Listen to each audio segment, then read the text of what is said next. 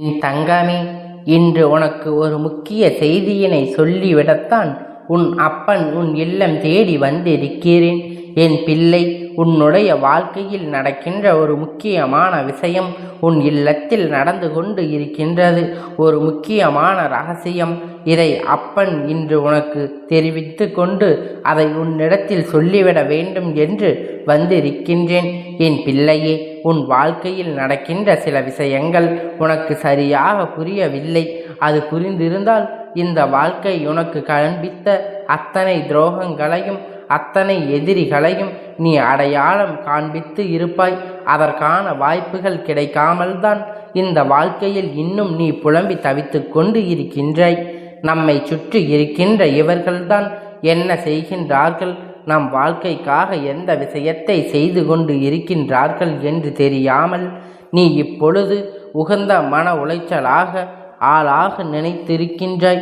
எவ்வளவுதான் நம் தெய்வத்தை வணங்கினாலும், எவ்வளவுதான் தெய்வத்திடம் முன்னால் நின்று நம் நம்பி கஷ்டங்களை எல்லாம் சொல்லி தீர்த்தாலும் ஏதாவது ஒரு வகையில் நமக்கு ஒரு ஆறுதல் நம் அருகில் இருக்கின்ற இந்த மனிதர்களிடத்திலிருந்து கிடைத்து விடாதா என்று என் பிள்ளை ஏங்கிக் கொண்டு இருக்கின்றாய். என் பிள்ளையே, என்ன வேண்டும் என்பது ஒரு அப்பனாக நான் தெரிந்து கொள்ளாமல் இல்லை. அப்படி இருக்கும் பொழுது நான் உன் இல்லத்திற்குள் அப்படி ஒரு நல்லவர்களை அனுப்பலாம் என்று பார்த்த பொழுதுதான் நான் புரிந்து கொண்டேன். ஏற்கனவே உன் இல்லத்தில் தினமும் வந்து கொண்டு இருக்கின்ற ஒரு ஆண் உன்னை பற்றி ரகசியங்களையும் உன் வாழ்க்கையில் நடக்கின்ற ஒவ்வொரு விஷயங்களையும் பற்றியும் வெளியில் சொல்லி கொண்டு இருக்கின்றார் என்று அவரினுடைய மனதில் துளி அளவு நல்ல எண்ணங்கள் இல்லை. அவர்கள் கையில் வைக்கின்ற ஒரு பொருள் மூலமாக உன்னை பற்றி ரகசியத்தை வெளியில் வெளிப்படையாக தெரிவித்து கொண்டு இருக்கின்றார். நான் இந்த அப்பன் என்ன சொல்கின்றேன், இந்த வாக்கினை கேட்டு உன் வாழ்க்கையில் நடந்து கொண்டு இருக்கின்ற இந்த விஷயங்களை எல்லாம் நீ சரி செய்து விட வேண்டும். ஏனென்றால் இதுவெல்லாம் சரி செய்ய முடியாத விஷயம் அல்ல. இதை இப்படியே விட்டுவிட முடியாது. ஆனால் முக்கியமான விஷயத்திற்கு தீர்வினை காண நீ தயாராக இருந்து விட்டால் போதும். என்ன நடக்கிறது, ஏது நடக்கிறது என்பதை புரிந்து கொண்டு அதற்கு ஏற்றது போல இந்த வாழ்க்கையை நீ அத்தனை விஷயத்தையும் அடைந்து விட்டால் போதும் என்பதை முதலில் புரிந்து கொள்ள வேண்டும். என் பிள்ளைக்கு சில நேரங்களில் வாழ்க்கை கொடுக்கின்ற கஷ்டத்தை பார்த்தால் வாழ்க்கையே வேண்டாம் என்று உனக்கு தோன்றி விடுகிறது. இதற்கு மேலும் எதற்காக நாம் வாழ வேண்டும் என்கின்ற எண்ணம் உனக்குள் வந்து விடுகின்றது.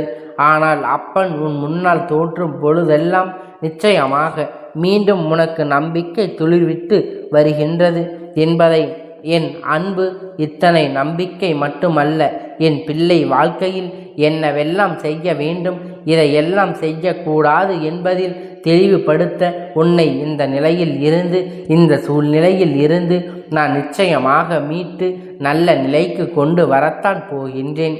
உன்னுடைய அத்தனை துன்பங்களுக்கும் காரணமானவர்கள், இந்த வாழ்க்கையில் உன்னை ஆட்டி படைத்த அத்தனை பிரச்சனைகளுக்கும் காரணமானவர்கள் என்று இவர்கள் எல்லாம் உன்னோடு இருந்தவர்கள்தான். இதுதான் உனக்கு வாழ்க்கை. மிக பெரிய வருத்தமும் கூட. நம்மோடு இருந்து கொண்டே நமக்கு எத்தனை பெரிய துரோகங்களை இவர்கள் செய்தார்கள் என்று எண்ணித்தான் நீ வருந்திக் கொண்டு இருக்கின்றாய் அல்லவா? என் பிள்ளையே, சில நேரத்தில் இவர்களை பற்றி பேசும் பொழுது உன்னுடைய மனது படப்பாக இருக்கின்றது. நான் என்னுடைய வாழ்க்கையிலே இவர்களை பற்றி கேள்விப்படக்கூடாது. இந்த மனிதர்களை முதலில் ஒதுக்கி வைத்து தான் நான் நல்லது, மாறாக உனக்கு சந்தோஷம் கிடைக்க வேண்டும், நிம்மதி கிடைக்க வேண்டும் என்பதற்காக இவர்களை பற்றி தேவையில்லாமல் சிந்திக்க வேண்டிய அவசியமில்லை அல்லவா? நான் உன் இல்லத்தில் கண்ட அந்த ஆண் இப்பொழுது யோசிக்கின்ற இந்த துரோகம் செய்தவர்களுக்கு ஒருவர்தான், இவர்தான் அத்தனை ஆரம்பம், இவர்தான் எல்லாவற்றிற்கும் தொடக்க புள்ளி என்பதை முதலில் புரிந்து கொண்டு உன் இல்லத்தில் சரி, உன் குடும்பத்திலும் சரி, வெளியில் சென்றால் உனக்கு ஏற்படுகின்ற பிரச்சனைகளுக்கு சரி, எல்லாவற்றிற்கும் இவன்தான் முக்கிய காரணமாக இருக்கின்றார் என்பதை, இவரிடத்தில் ஒரு கெட்ட பழக்கம் இருக்கின்றது. அது என்ன தெரியுமா? உன் இல்லத்துக்குள் வந்து உன்னிடத்தில் நல்லபடியாக பேசி உன் மனதில் என்ன இருக்கிறது என்பதை தெரியப்படுத்தி அவர் முயற்சிகளை செய்து கொண்டு உன் இல்லத்தில் வரும்பொழுது தன்னுடைய கைபேசியை அழைத்து அவர் மற்றவர்களிடத்தில் நீ பேசுவதை வெளிச்சம் போட்டு காட்டுகின்றார்கள், அல்லது அதில் பதிவு செய்து நீ பேசுவதை வெளியில் மற்றவர்களுக்கு கேட்கும்படி காண்பித்து கொண்டு இருக்கின்றார்கள். என் பிள்ளையே, ஒரு உண்மை என்ன தெரியுமா? அவர்கள் பேசும் பொழுது அதை அதில் பதிவதில்லை. ஆனால் நீ பேசுகின்ற வார்த்தைகள் மட்டும்தான் அவர்களுக்கு அடுத்தவர்களுக்கு காட்ட விரும்புகின்றார்கள். நீ ஒவ்வொரு நாளும் இதற்காகத்தான் யாரிடத்திலும் என்ன பேசுகின்றோம் என்று உன் அப்பன் மீண்டும் மீண்டும் உன்னிடத்தில் எடுத்து சொல்லி கொண்டு இருக்கின்றேன். நல்ல மனிதர்களை தானே நம்ப வேண்டும். இது போன்ற கெட்ட எண்ணங்கள் கொண்ட மனிதர்களை தேவையில்லாத நினைத்து நீ வருந்துவதை விட இவர்களை விட்டு விடுவது நல்லது என்பதை முதலில் புரிந்து கொள். இப்பேற்பட்ட குணங்கள் கொண்ட இவர்களை இந்த வாழ்க்கையில் நீ வைத்திருக்க வேண்டும் என்று அவசியம் கிடையாது.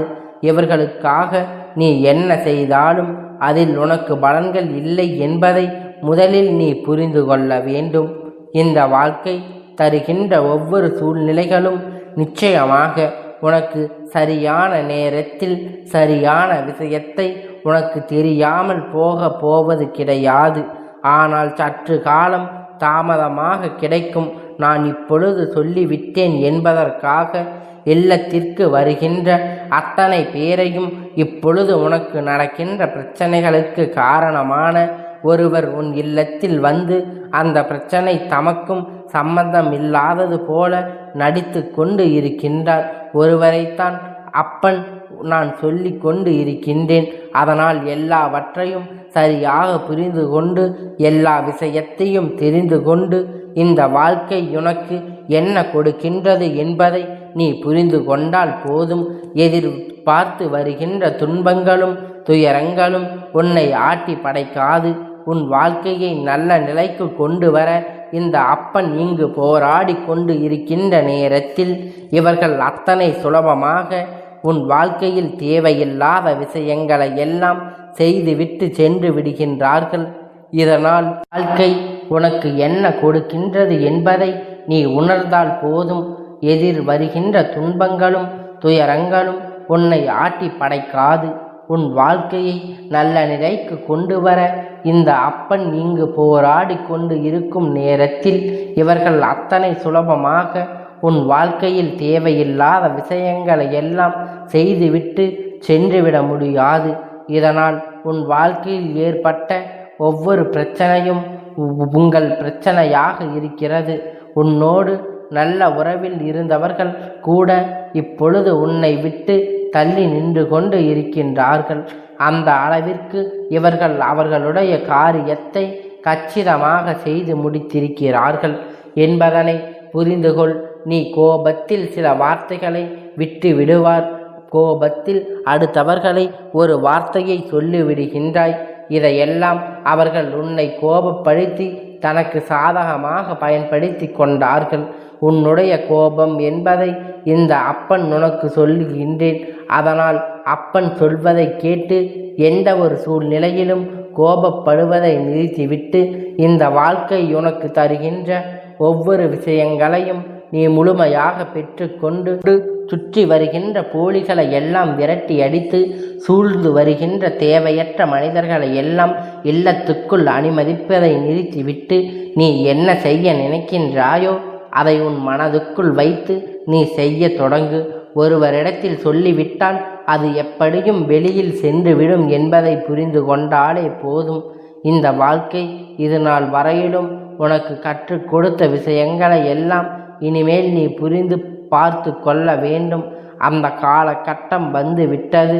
அப்பன் சொல்வதில் உண்மை இருக்கும் என்று நம்பிக்கை உனக்குள் இருந்தால் நிச்சயமாக இது போன்ற மனிதர்களை இந்த வாழ்க்கையில் இனி ஒரு நாளும் அனுமதித்து விடாதே. இவர்கள் எண்ணங்களை ஒரு நாளும் என் பிள்ளை நீ உன் வாழ்க்கையில் மாற்றி விடாதே. அவர்கள் நினைத்ததை சாதித்து விட்ட திருப்பத்தில் இருந்து கொண்டு இருக்கின்றார்கள். அதுவெல்லாம் உண்மை அல்ல, பொய் என்று நிரூபித்து காட்ட வேண்டிய நேரம் வந்து விட்டது. உனக்கு அத்தனை விஷயங்களையும் உன் அப்பன் நான் செய்து கொடுக்கின்றேன். இதற்காக நீ செய்ய வேண்டியது எல்லாம் ஒன்றே ஒன்று மட்டும்தான். என் பிள்ளை, எதுவாக இருந்தாலும் இவர்களிடத்தில் பேசும் பொழுது எந்த ஒரு காரியத்தையும் நீ வெளியில் சொல்லாதே. கோபப்பட்டு எதையும் நீ ஆர்வத்தோடு செய்து விடாதே. வார்த்தைகளை எளிதில் விட்டு விடாதே. இதை மட்டும் சரியாக செய்து கொண்டு உன் வாழ்க்கையில் இந்த நாள் நிச்சயமாக நீ காப்பாற்றி கொள்ள வேண்டும். உனக்கு அழகான சூழ்நிலைகள் உருவாகி கொடுக்கும் பொழுது என்பதை நீ புரிந்து கொண்டால் என் தங்கமே, இந்த அப்பனுடைய ஆசீர்வாதம் என்றைக்கும் உனக்கு முழுமையாக கிடைத்து கொண்டே இருக்கும். கந்தா போற்றி, கடம்பா போற்றி, கதிர்வேலா போற்றி, ஆறுபடை வீடு கொண்ட முருகா போற்றி.